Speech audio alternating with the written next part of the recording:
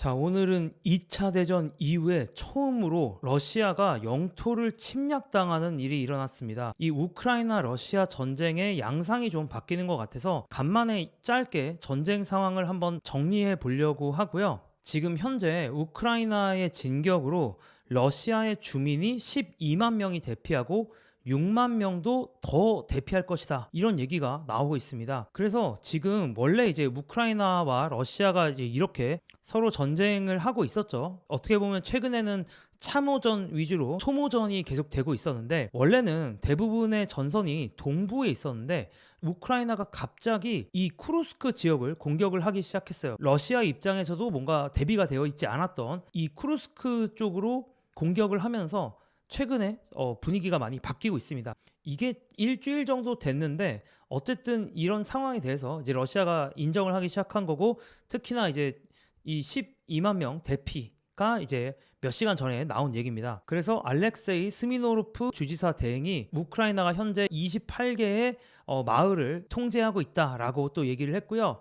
갑자기 왜 우크라이나가 러시아를 오히려 공격을 할까라는 거에 대해서 다양한 시각들이 있는데, 우크라이나는 향후 협상을 염두에 두고 있고, 협상을 염두에 두고 있는 상황에서는 우크라이나가 점령한 러시아의 영토가 협상 카드로 이용될 수가 있겠죠. 그래서 그런 관점에서 공격을 했다라고 보고 있기는, 우크라이나 입장에서 어떻게 보면 최고의 수비가 공격이 될 수도 있는 거죠. 왜냐하면 우크라이나는 어쨌든 이 돈바스, 이렇게 우크라이나가 공격을 해버리면 소모전을 하고 있는 돈바스 지역에서 일부 러시아군을 철수시킬 수도 있겠죠. 그리고 어쨌든 러시아 입장에서의 최대의 약점 중에 하나가 국경이 너무 넓다는 거 아니겠습니까? 그래서 그런 러시아의 약점을 계속 이용하고 러시아를 좀 짜증나게 할 만한 그런 상황이다라고 할 수가 있는데, 또 한 가지 이제 이런 상황에서 좀 보여주는 효과는, 우크라이나의 공격의 효과는 아무래도 심리적인 영향이다라고 보고 있기도 해요. 왜냐하면 최근에는 우리의 관심도 어느 정도 멀어졌고, 또 우크라이나 국민들조차도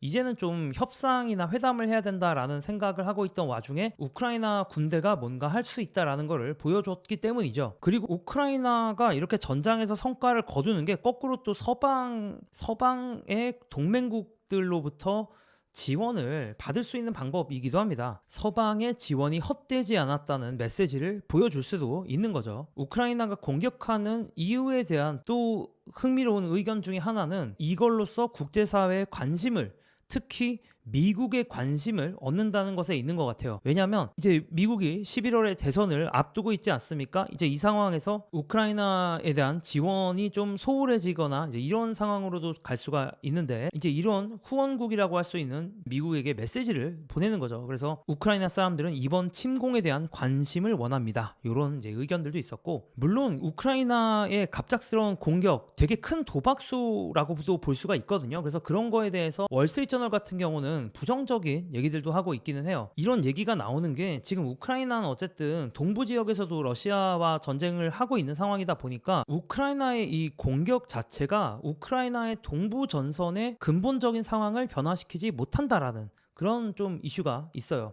이 크루스크에서의 작전은 상당한 자원, 특히 보병 인력을 필요로 하는데, 이는 다른 곳에서 더 시급하게 필요할 수도 있다라는 얘기가 있고요. 그래서 뭐 다시 정리해 보자면, 자, 이 지역에서 지금 러시아랑 계속 한판 붙고 있는데, 여기 지금 수비도 제대로 못하는 상황에서 없는 그 군인 써가지고 여기로 공격하는 게 말이 되냐라는 그런 의견입니다. 또 시장은 상당히 재빠르게 반응을 하고 있는데, 우크라이나가 러시아의 영토를 공격한 이후에 러시아의 루블화가 지난 2달 사이에 최저로 가장 약해졌습니다. 그래서 이런 우크라이나의 대담한 도박적인 공격, 배팅이 어느 정도 성과를 거두고 있으면서 소모전만 하고 있었던 이 전쟁에 변곡점이 오는 게 아닌가라는 생각이 좀 들더라고요. 그래서 어떻게 되는지 한번 계속 좀 팔로우업을 해보기로 하고요.